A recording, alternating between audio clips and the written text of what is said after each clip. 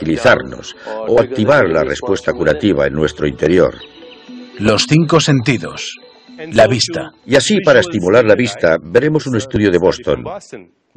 Hace muchos años, el doctor McClellan hizo que sus estudiantes de medicina en esta área vieran un vídeo de la Madre Teresa. Lo crean o no, los niveles de inmunoglobulina A de la saliva aumentan cuando vemos a la Madre Teresa.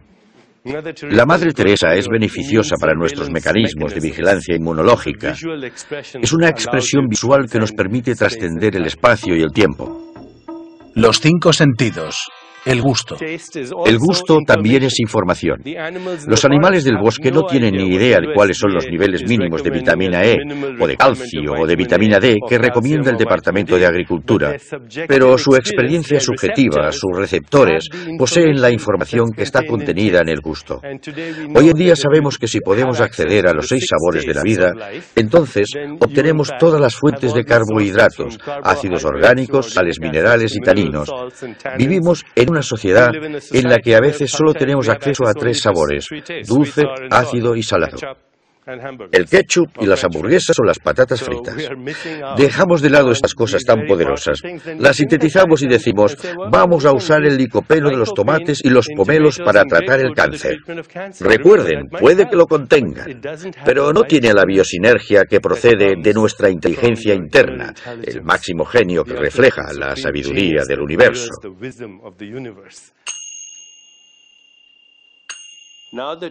Ahora que ya hemos visto cómo la farmacia de la naturaleza nos informa a través del sentido del gusto, vamos a ver qué alimentos podemos usar para curar. La naturaleza no llega y nos dice, yo soy una vitamina, yo soy un mineral, yo soy un antioxidante. La naturaleza nos dice, mírame, saboréame, huéleme. Los 6 sabores de la vida contienen todas las sustancias fitoquímicas, todos los otros nutrientes, los micronutrientes que necesitamos para tener un cuerpo sano y equilibrado. Lian, nuestra nutricionista en el centro, os explicará qué son estos alimentos y qué contienen. Así que dime, ¿cuáles son los sabores dulces aquí? Los sabores dulces incluyen los mangos, los melones, el maíz, los plátanos, los aguacates. Todos se caracterizan por tener un sabor muy dulce. Aquí veo los de sabor ácido. ¿Qué tenemos aquí? Los de sabor ácido son las naranjas, los limones, la piña, las fresas, los tomates. Todos ellos son ácidos. Y entre los salados veo las algas. Sí, esas verduras. Y los amargos. Enséñame los amargos. Entre los amargos están las verduras de hoja verde oscuro, el brócoli, las verduras amarillas, las calabazas. Todas las verduras verdes y amarillas son amargas. Los de sabores picantes están allí.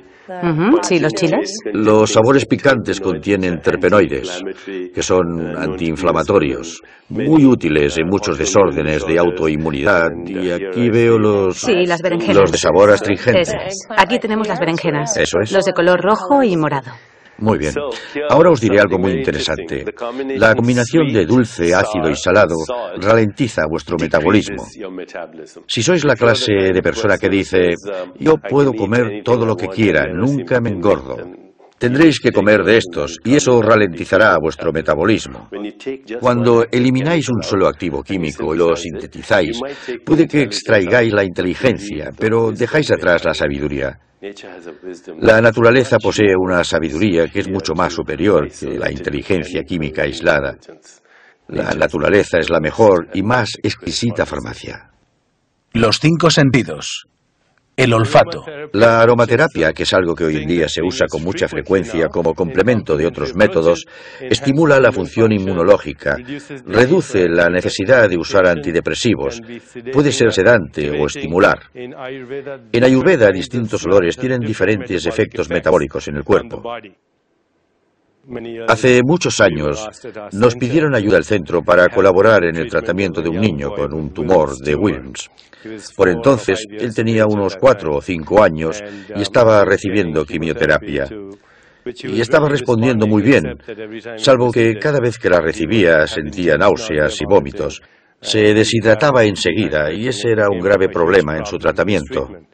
Así que le llevamos a nuestro centro y le tratamos con todas las cosas de las que les estoy hablando. Musicoterapia, aromaterapia, terapias con masajes, juegos y muchas otras cosas, cambios cognitivos. Empezó a tolerar la quimioterapia, ya no sufría de náuseas y vómitos continuos y empezó a responder a esto y a recuperarse bastante deprisa. Un día le estábamos llevando a otra parte del edificio y tuvimos que meternos en un ascensor y de repente empezó a tener muchas náuseas y vómitos y se empezó a deshidratar en unas pocas horas. Nos costó un poco darnos cuenta de que el olor en el ascensor, el olor a antiséptico dentro del ascensor, le recordó a su sistema límbico la unidad de quimioterapia a donde antes iba a recibir el tratamiento de quimioterapia. Así pues, vemos que integrando ambos enfoques podemos facilitarle la vida a cualquiera. Ahora vamos a examinar cómo podemos usar la aromaterapia para curar. Debido a que los receptores del olfato son una extensión directa de una parte de nuestro cerebro, el cerebro emocional, oléis a pan en el horno y pensáis en vuestra abuela. Oléis un perfume y recordáis un antiguo romance. Catherine, aquí tienes diferentes aromas que se usan tradicionalmente en aromaterapia y en ayurveda. Explícamelo. Sí, así es. Aquí tenemos aceites esenciales específicos. El primero que tenemos aquí es el aceite Vata. Así que un dosha específico, una constitución específica. ¿Qué contiene este aceite Vata? Contiene algunos aromas frutales y además... Los aromas frutales y florales, como la rosa y la lavanda, nos tranquilizan, ralentizan nuestro metabolismo. Son muy útiles para personas con desórdenes menstruales, que sufren de migrañas y jaquecas, espasmos musculares, intestino irritable, insomnio, inquietud y ansiedad. Eso es. ¿Qué más tienes aquí? Aquí tenemos el aceite esencial Pita, que tiene un aroma más dulce, más refrescante. Eso es. Los pitas son aceites esenciales que son antiinflamatorios, son refrescantes. La menta, la hierbabuena, el sándalo, estos son excelentes para personas que tienen emociones explosivas, la ira, por ejemplo, o bien la hostilidad, pero también sirven para inflamaciones en el cuerpo, acidez, inflamaciones de cualquier tipo, cualquier enfermedad que acabe en nitis, ¿de acuerdo? Artritis, sinusitis, etc. Así que cuando vinculamos nuestras emociones, nuestras funciones autónomas, nuestros olores y nuestros recuerdos con la aromaterapia, tenemos una puerta abierta hacia la farmacia interna. No basta con curar nuestro cuerpo, también tenemos que curar nuestras emociones, porque el cuerpo y nuestras emociones están unidos de forma inseparable. Curar tu yo emocional. Cuando nace un niño, la madre regula la homeostasis en el bebé a través de la interacción emocional. El bebé no reconoce el lenguaje, pero el bebé reacciona al tono de voz, a la expresión facial, al lenguaje corporal, a los movimientos corporales de la madre, y este proceso se denomina regulación límbica. La falta de la regulación límbica en un niño, que implica el tacto, las canciones, los juegos, los gestos, la risa, la carencia de esta regulación límbica en el niño es fatal. Es tan importante, si no más, como el vestirlo, darle abrigo o alimentarlo. En otras palabras, el amor es una fuerza sanadora que es esencial para evocar o crear el recuerdo de la respuesta sanadora, para desencadenar esa farmacia interna que ha evolucionado a lo largo de miles de millones de años de evolución. A las emociones las llamamos sentimientos porque las albergamos en nuestro cuerpo. La doctora Candice Pert dice que nuestro cuerpo es en realidad nuestra mente subconsciente. Brian Shewart, el magnífico experto en combatir el estrés, dice que nuestro cuerpo es el campo de batalla de las guerras que tienen lugar en nuestra mente. Nuestro cuerpo es el campo de batalla de las guerras que creamos en nuestra mente. La teoría dice que, conforme vamos avanzando en la vida, vivimos las diferentes experiencias que son necesarias para la homeostasis, el placer y el dolor. Si nos quedamos encallados en el placer, eso es adicción. Si nos encallamos en el dolor, eso es sufrimiento emocional. Y el motivo por el que nos encallamos es porque no interiorizamos en nuestro dolor, no sabemos lo que es, no lo confrontamos. Y si no lo hacemos, la energía de ese dolor suprimido, cuando se recuerda, surge en forma de hostilidad. La hostilidad no es otra cosa que el recuerdo de un sufrimiento que no resolvimos en el pasado. El miedo es la anticipación del dolor en el futuro. y la preocupación de que no sabremos enfrentarnos a él, porque en el pasado tampoco supimos hacerlo. La depresión es la expresión de la energía resultante de todo esto. Como en todo, las emociones son apropiadas en determinados momentos e inapropiadas en otros momentos. La ira puede ser una emoción expresada adecuadamente, liberas energía y vuelves a tu estado habitual, mientras que la hostilidad tiene varios componentes. La desconfianza cínica, una ira que se siente como una emoción constante y expresiones de hostilidad en las que se busca venganza, en las que quieres tomarte la revancha. Eso es hostilidad. Es un riesgo en potencia para sufrir una enfermedad cardíaca. El miedo y la ansiedad desembocan en la depresión. Estas son las emociones más tóxicas. Conocemos los síntomas fisiológicos causados por el estrés, la enfermedad número 1 de nuestra civilización. Y también sabemos que es el responsable de una de las mayores epidemias de nuestra época. Una forma de manejar el estrés es usar técnicas de respiración. El movimiento de la respiración, el movimiento de los pensamientos y el movimiento del espíritu o de la conciencia están unidos inseparablemente. Cuando respiramos, animamos nuestro cuerpo con la energía vital del universo. La respiración nasal alterna es un método infalible para tranquilizarnos al instante, y si os sentís estresados, en menos de un minuto podéis calmaros. Nos tapamos una fosa nasal con el pulgar y se colocan otros 2 dedos sobre la otra fosa. Inspiramos por una fosa nasal y expiramos por la otra fosa. Luego, inspiramos por esa fosa y expiramos por la otra. Con esto sincronizamos el ritmo de los 2 hemisferios cerebrales y además nos tranquilizamos. Es una forma magnífica de relajarnos y calmarnos si nos sentimos estresados. La respiración es el instinto vital más primario. Llegamos a este mundo e inspiramos. Y también cuando abandonamos este mundo, expiramos.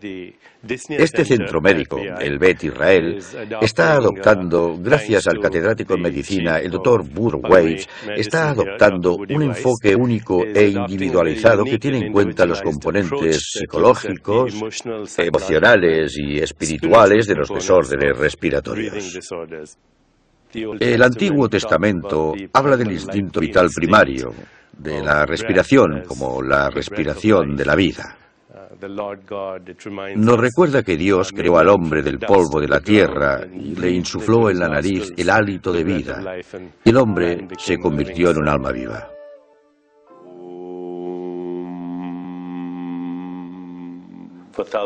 Durante miles de años, la meditación se ha utilizado para aquietar la mente. Cuando aquietamos la mente y se produce un silencio en nuestro diálogo interno, entonces entramos en contacto con ese silencio interior que es nuestra alma, nuestro espíritu. Ahora os enseñaré un método para conseguir eso. ¿Estáis listos? Sí. Os sentáis cómodamente y abrís las manos con las palmas hacia arriba. Vamos a hacer una sencilla meditación de plena atención, que implica que simplemente observaréis vuestra respiración entrar y salir, con los ojos cerrados. Cada vez que la respiración entre espontáneamente, emitiremos el sonido so. Repetiréis el sonido so para vosotros mismos, mentalmente, y ham cuando expiremos. So al inspirar y ham al expirar. Ahora cerrad los ojos. Conforme practicamos el mantra So-Ham, los pensamientos llegan. Quizás notéis ciertas sensaciones en el cuerpo, quizás oigáis los sonidos de vuestro alrededor, pero volved despacio a centraros en el mantra. La mente está relajada, el cuerpo está relajado y la energía interior se despierta espontáneamente para curar vuestro cuerpo. Ya podéis abrir los ojos. La meditación es la herramienta más importante que poseemos para evocar la respuesta sanadora y entrar en contacto con nuestro espíritu. En inglés, sanación, salud, totalidad, sagrado, son la misma palabra. En última instancia, la curación es volver a recordar la totalidad. Y cuando nuestra alma se alinea con la conciencia infinita que orquesta la actividad del universo, entonces experimentamos la sincronicidad y la satisfacción espontánea de nuestros deseos más profundos. Estuve en Australia y Nueva Zelanda, y allí se celebraba una conferencia sobre lo que después empezaríamos a denominar el efecto nocebo. Funciona así. Si eres un aborigen australiano y tienes un enemigo, acudes a tu hechicero local. El hechicero lleva puesta una piel de leopardo, plumas en la cabeza, en el cráneo, sostiene un hueso de canguro y baila alrededor de una hoguera cantando mantras aborígenes. Después de celebrar su ritual, le da este hueso de canguro a su cliente y le dice: apunta con este hueso hacia tu enemigo. Y entre los aborígenes, después de que se haya señalado con el hueso, a las 24 horas, el enemigo empieza a tener náuseas y vómitos. En 6 días, el enemigo se ha deshidratado por completo. En 10 días, el enemigo ha muerto. Lo cierto es que algunos legisladores en Australia me dijeron que se estaba considerando la posibilidad de prohibir la costumbre de apuntar con el hueso por ser asesinato con un arma menor. Eso me dio que pensar. Me dije, nosotros no llevamos pieles de leopardo, sino varas blancas, no llevamos plumas en la cabeza, sino estetoscopios alrededor del cuello. No bailamos alrededor de una hoguera, bailamos alrededor de alguna máquina. Nosotros no usamos mantras aborígenes, sino mantras en latín. Y cuando diagnosticamos a veces, sin hacer referencia a otras cuestiones del paciente, aunque los médicos más sofisticados ya no lo hacen, pero si el paciente escucha, solo me quedan 6 meses de vida, eso es un efecto nocebo, igual que cuando el aborigen señala con el hueso después de haber visitado al hechicero. Las grandes tradiciones espirituales dicen, considera el mundo como una extensión de ti mismo. Dicen, considera todas tus relaciones como si fueran un espejo. Aquellos a quienes amamos y aquellos a quienes odiamos son nuestro propio reflejo. Amamos a aquellos en quienes hallamos rasgos que queremos en nosotros mismos. Y nos repelen emocionalmente a aquellos en quienes vemos rasgos que rechazamos de nosotros mismos. Confrontar esa realidad nos mueve más y más hacia una intimidad con algún ente más abstracto o espíritu.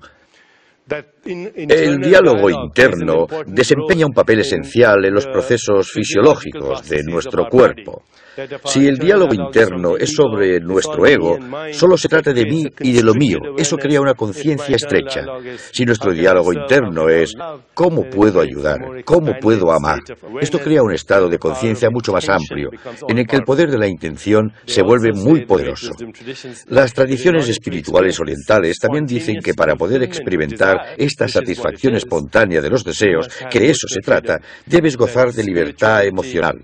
La espiritualidad no es el espacio para el melodrama o la histeria, sino el espacio para una sobriedad extrema. También afirman que debemos armonizar las fuerzas femeninas y masculinas en nuestro interior, porque en muchos aspectos hemos sido una especie de depredadores. Luchar era indispensable cuando el tigre dientes de sable nos acechaba para devorarnos a la hora de desayunar, almorzar o cenar. Pero ahora nosotros nos hemos convertido en los depredadores de este planeta. Somos los depredadores. Estuve charlando con un antropólogo amigo mío y me dijo, si ahora los insectos desaparecieran del planeta, en 5 años toda forma de vida en este planeta se extinguiría. Son vitales para el ecosistema y la cadena vital. Si ahora el ser humano desapareciera del planeta, en 5 años la vida florecería en este planeta. Porque nosotros somos los depredadores y hemos olvidado la parte femenina de Dios. En la tradición oriental, en India, se llama Shakti, la parte femenina de la inteligencia divina que da lugar a la belleza, la intuición, la creatividad, el afecto, la ternura y el amor. Y si no participamos de las fuerzas femeninas del universo, como depredadores que somos, estamos condenados al mismo destino que han sufrido todas las especies depredadoras. Tras un tiempo se extinguen. Hoy en día, en muchos congresos de biología a los que asisto, la palabra teleología surge una y otra vez. ¿Cuál es la explicación teleológica para esto? La teleología implica una evolución basada en un propósito. Implica un pequeño salto de la explicación darwiniana de la evolución a decir que en el cosmos existe una creatividad que está orquestada por la conciencia. Hace poco estuve en las Galápagos, haciendo el mismo viaje que hizo Darwin en 1835. Y una de las cosas más extraordinarias que se observan es que, de repente, ves a montones de riqueros de patas azules surgir de distintas partes de la isla. Todos alzan el vuelo y se mueven de forma sincronizada como una nube, pero se elevan todos a la vez. Luego todos se lanzan hacia el océano, a la vez, y justo antes de sumergirse en el océano, pliegan las alas y entran en el agua como torpedos, todos en el mismo momento. Después vuelven a alzar el vuelo todos juntos, también como si fueran torpedos, todos a la vez. No hay un jefe diciendo, atención, voy a girar y todos tenéis que seguirme. Es un baile sincronizado, y eso mismo hacen los insectos, los animales. Hay estudios que demuestran que si una madre y su bebé están muy vinculados en el espíritu del amor, si les separas, la madre puede que esté en una fiesta y el bebé en casa. En cuanto el bebé llora porque tiene hambre, los pechos de la madre se llenan de leche. Hay una reacción sin necesidad de enviar una señal de energía o de información. Toda la materia, incluso la inanimada, está incluida. Y hay una jerarquía de niveles de subjetividad. Alcanzar el nivel más alto corresponde al sistema humano porque somos la única especie que es consciente de que somos conscientes. Parece ser que hay una inteligencia más elevada que está escuchando mi diálogo interno. Carl Jung definió las coincidencias como la creatividad del universo que está imbuida de subjetividad. Su amigo Wolfgang Pauli, que fue uno de los pioneros de la física cuántica, lo llamó conexión significativa. Algunos de los descubrimientos científicos más importantes han sido el resultado de una coincidencia. Alexander Fleming, que buscaba otra cosa, encontró un moho en su placa de Petri y ahora tenemos la penicilina, ¿vale? Einstein tiene un sueño o una visión en la que se ve a sí mismo volando, transportado por un rayo de luz. El anillo de benceno también se descubrió de un modo parecido, gracias a un sueño. Prestemos atención a las coincidencias, porque las coincidencias son mensajes de Dios, son una invitación a la creatividad. Ya solo querría decirles que ha sido un enorme privilegio estar hoy aquí con ustedes en este entorno. Me recuerda a la época en que yo hacía prácticas aquí, donde me decidí a buscar mi alma. A unas 3 manzanas de aquí, en la avenida South Huntington, como parte de mi preparación, estuve como residente y luego me asignaron a la planta de adicciones del hospital de veteranos. Eran los años 70, recuerden. Pero hoy en día siguen existiendo las adicciones, la enfermedad número 1 de nuestra civilización. Recuerdo que tuve un paciente con un respirador durante 3 semanas. Al final le puse el ventilador. 2 días después me lo encontré en la cafetería. Estaba fumando a través de su cánula de la traqueotomía. Entonces me convencí de que la adicción era un viaje espiritual, de que la adicción era un sustituto de segunda clase de la búsqueda del éxtasis. Y las tradiciones espirituales de todo el mundo nos han dicho que el éxtasis es el estado de energía primigenia, que es la exaltación del espíritu. Y por eso es tan complicado tratar las adicciones, casi imposible, a menos que las personas interioricen en la conciencia y entonces se vuelvan más fanáticas por no ser adictas de lo que eran cuando eran adictas. Así que vi claramente que una adicción es otra enfermedad espiritual y tiene una cura espiritual. No hay otra cura. Y eso fue lo que me llevó a buscar una dimensión espiritual de la curación. Como ya he dicho, en inglés, sanación, sagrado y salud son la misma palabra. Significan volver a recordar la totalidad. Y así, cuando estaba escribiendo uno de mis libros, un amigo mío me envió una pequeña traducción al inglés de un papiro egipcio que se descubrió en los años 40 en el desierto, en Egipto. No sabemos quién es el autor de este papiro egipcio. Solo sabemos que él o ella vivió en los tiempos bíblicos porque hay una referencia a Salomón, el hijo de David. Está escrito en arameo, o en babilonio, o en alguna lengua prehebrea. Pero fuera quien fuera, esta persona comprendió el viaje hacia la curación.